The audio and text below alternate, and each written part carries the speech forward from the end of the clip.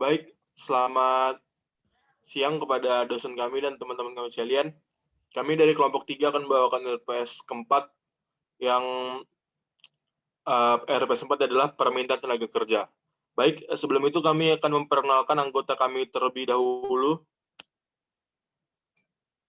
Yang pertama ada saya sendiri, Jericho Bastanta Bangun, dengan NIM akhir 19075111151. Dan yang kedua teman saya dengan nama Estachius Kristanto Alumbakin dengan NIM 19075111190. Baik, materi pertama, kurva permintaan tenaga kerja akan dibawakan oleh teman saya. Baik, selanjutnya saya akan menjelaskan dari materi ini mengenai kurva permintaan tenaga kerja.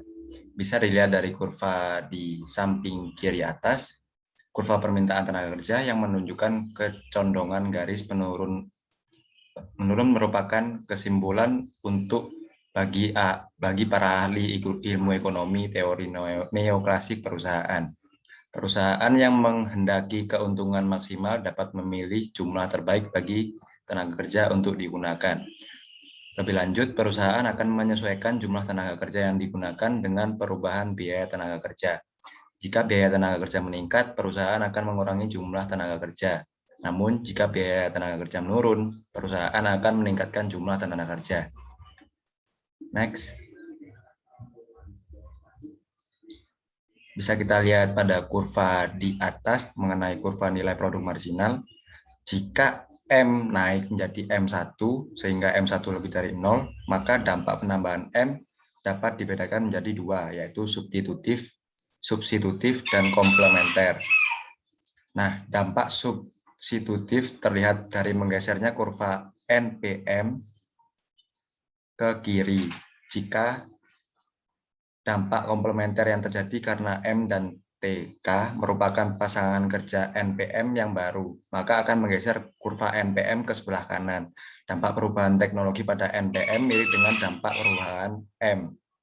Bila perubahan teknologi bersifat lebih padat modal akan mengurangi NPM, sedangkan bila perubahan teknologi bersifat labor deepening, maka NPM akan bergeser ke kanan. Next.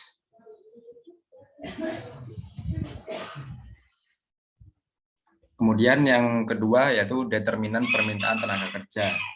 Yang pertama yakni sifat upah. Tingkat upah maksudnya.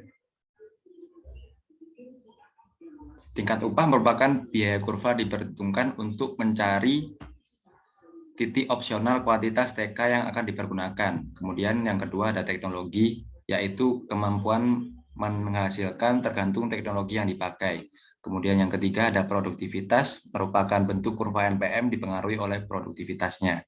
Yang keempat ada kualitas tenaga kerja, latar belakang pendidikan dan pengalaman kerja yang merupakan indeks kualitas tenaga kerja mempengaruhi letak atau bentuk NPM. Begitu pula keadaan gizi mereka. Kemudian yang kelima ada fasilitas modal.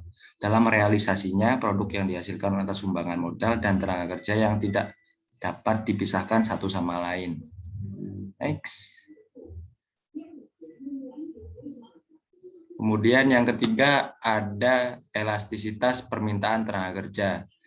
Sebuah proses, maksud saya pendekatan mikro, yakni suatu proses produksi banyak menggunakan modal, teknologi, tenaga listrik, maka tenaga kerja yang dibutuhkan untuk mengoperasikan semua faktor-faktor produksi tersebut juga banyak. Demikian sebaliknya, semakin sedikit menggunakan modal, teknologi, tenaga listrik, dan sebagainya, maka jumlah tenaga kerja yang dibutuhkan juga sedikit.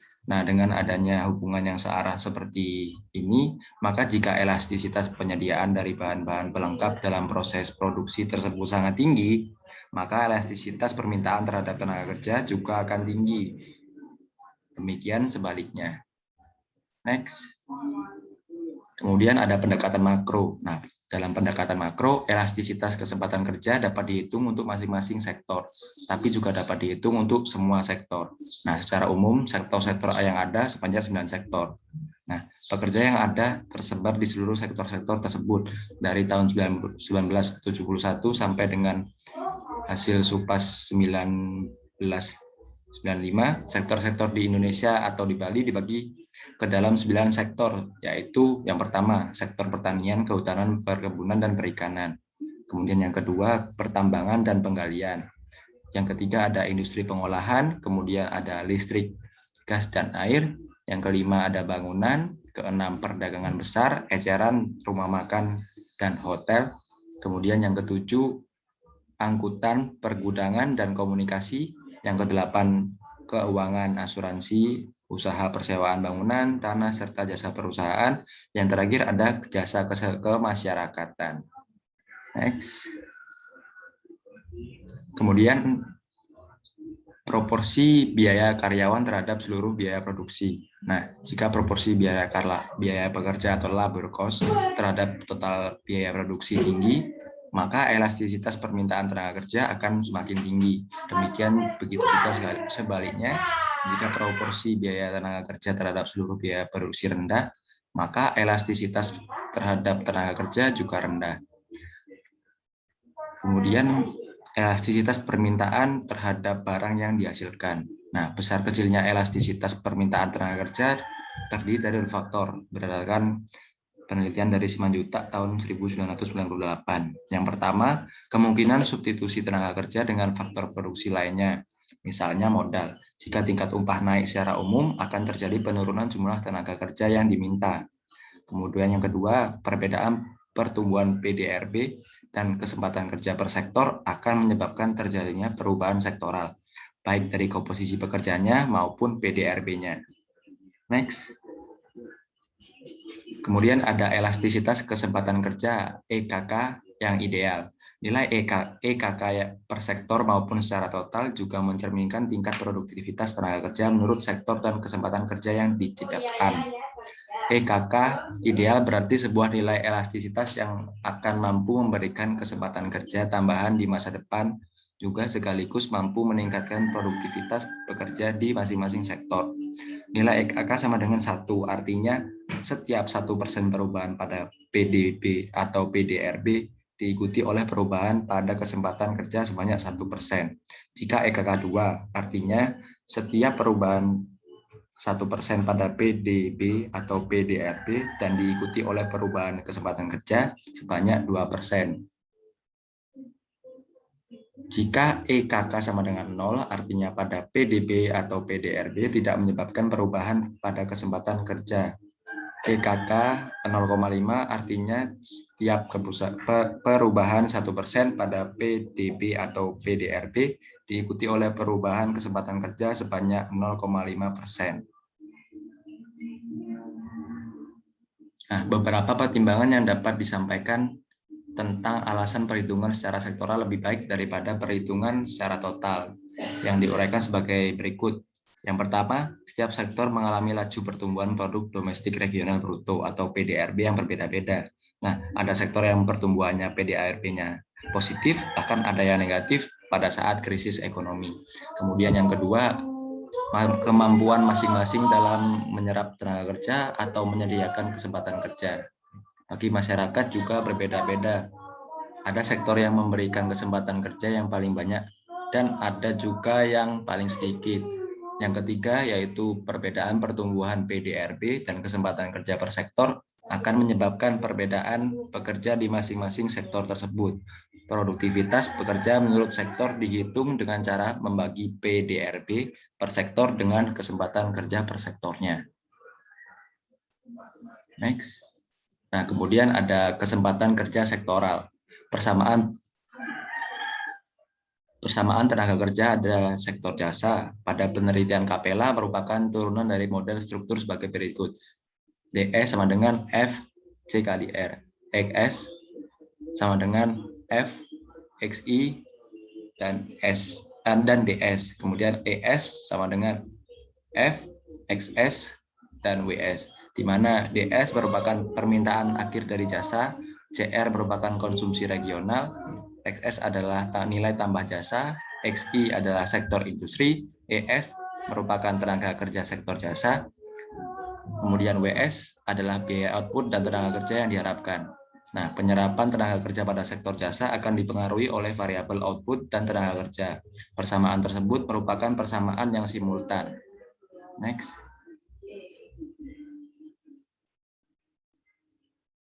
Nah, kemudian ada penyerapan tenaga kerja sektoral oleh J. Leiden.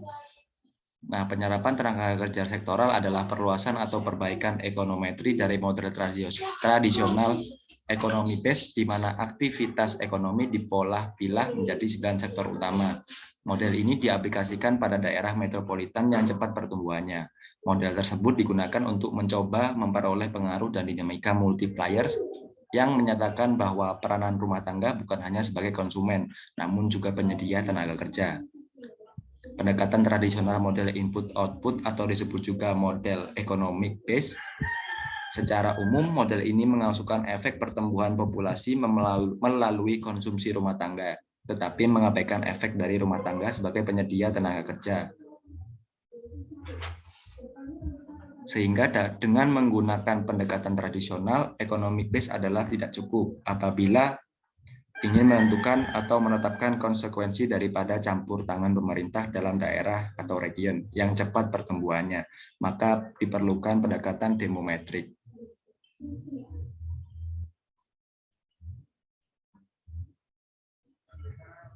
Nah, berikutnya akan dijelaskan oleh teman saya.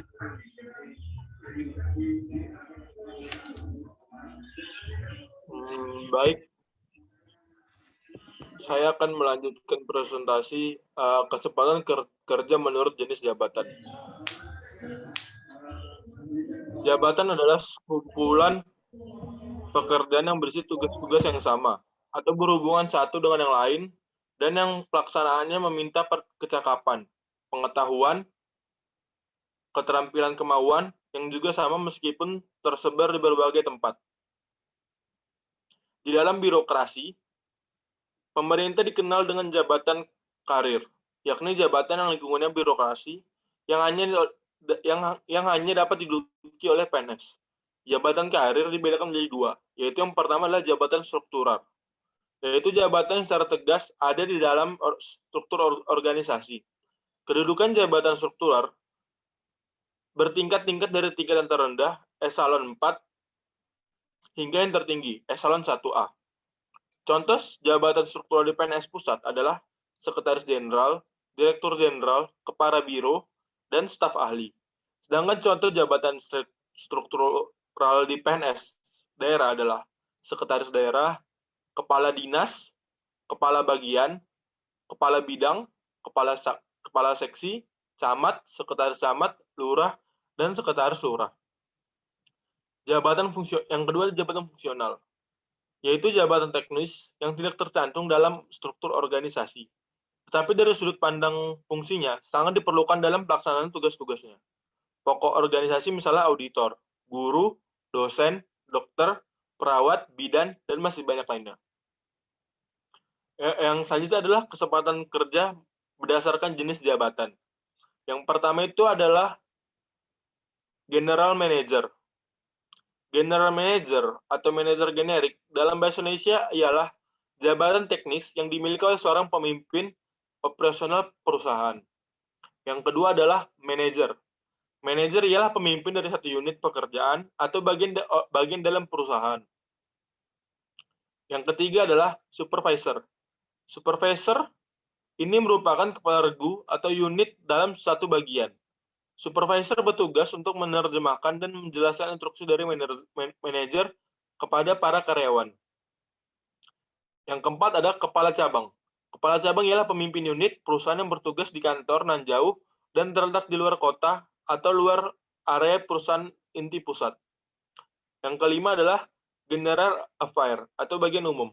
General Affair atau sering disebut bagian generik ialah jabatan setingkat manajer yang mengurusi hal-hal generik dalam kantor perusahaan. Yang keenam adalah staf administrasi. Fungsi primer staf administrasi ialah buat mendukung kelancaran operasional perusahaan dalam layanan administrasi perkantoran, penyediaan fasilitas, serta melakukan kegiatan pelayanan perusahaan. Yang terakhir atau ketujuh adalah marketing. Marketing merupakan ujung tombak perusahaan. Kinerja marketing menentukan perkembangan perusahaan. Selanjutnya adalah kesempatan kerja menurut jenis jabatan. Mohon maaf, itu bisa dilihat tabel 2019, 2020, 2021, 2022, 2023. Itu salah pengetikan. Sebenarnya itu adalah tabel dari 2013 sampai 2017.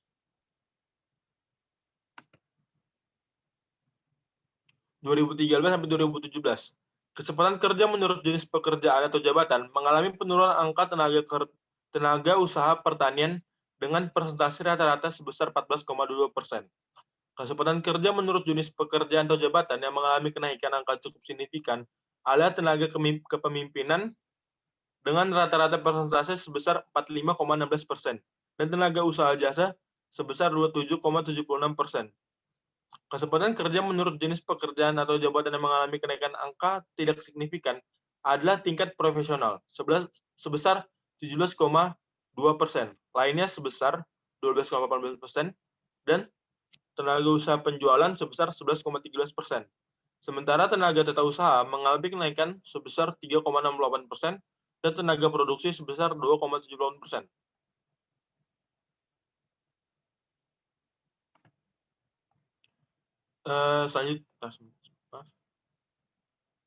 Selanjutnya adalah menurut status hubungan kerja. Bisa dilihat ini juga tabelnya salah, itu tabel tahun 2013 sampai 2017, salah pengetikan.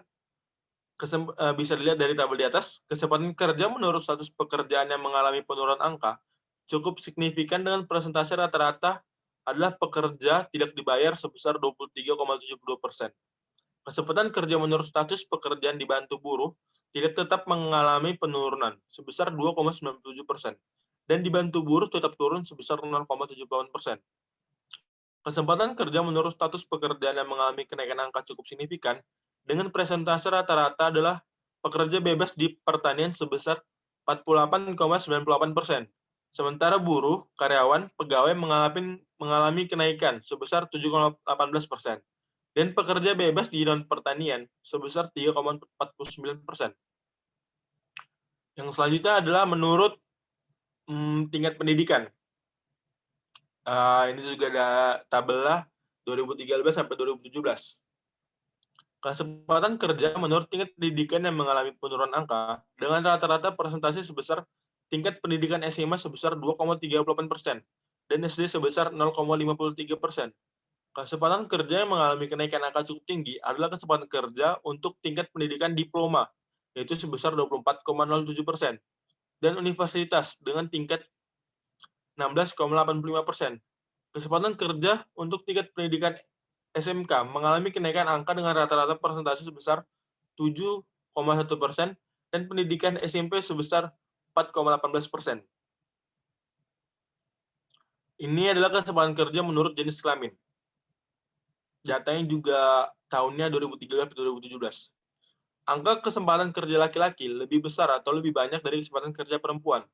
Angka kesempatan kerja perempuan mengalami kenaikan dengan rata-rata persentase sebesar 7,12%, dan angka kesempatan kerja laki-laki dengan rata-rata persentase sebesar 5,67%. Meskipun angka kesempatan kerja laki-laki lebih besar daripada perempuan, namun kesempatan kerja perempuan mengalami kenaikan lebih tinggi daripada laki-laki, dengan selisih rata-rata persentase sekitar 3,30%. Ini adalah angkatan kerja menurut umur. Angkatan kerja yang berusia 25 sampai 64 tahun memiliki kecenderungan terserap menjadi pekerja lebih besar dibanding dengan angkatan kerja yang berumur antara 15 sampai 24 tahun. Kesempatan kerja yang memiliki tingkat pendidikan rendah (SLTP) ke bawah memiliki kecenderungan untuk terserap menjadi pekerja lebih besar dibanding dengan angkatan kerja yang di tingkat pendidikan tinggi atau SLTA ke atas. Status perkawinan juga berpengaruh pada penyerapan tenaga kerja. Seseorang yang telah menikah memiliki peluang lebih kecil untuk menjadi pengangguran. Jadi variabel tingkat pendidikan, daerah, tempat tinggal, umur, dan jenis kelamin berpengaruh terhadap penyerapan tenaga kerja atau kesempatan kerja. Nah, ini adalah kesempatan kerja menurut wilayah. Angkatan kerja yang tinggal di wilayah perdesaan memiliki kecenderungan untuk tidak terserap menjadi pekerja lebih besar dibandingkan dengan angkatan kerja yang tinggal di wilayah perkotaan. Masalah penyerapan tenaga kerja di daerah perkotaan lebih tinggi dibandingkan di daerah perdesaan, karena penduduk di daerah perdesaan lebih banyak bekerja pada sektor pertanian dibandingkan sektor non-pertanian. Baik, sekian dan terima kasih dari presentasi kami.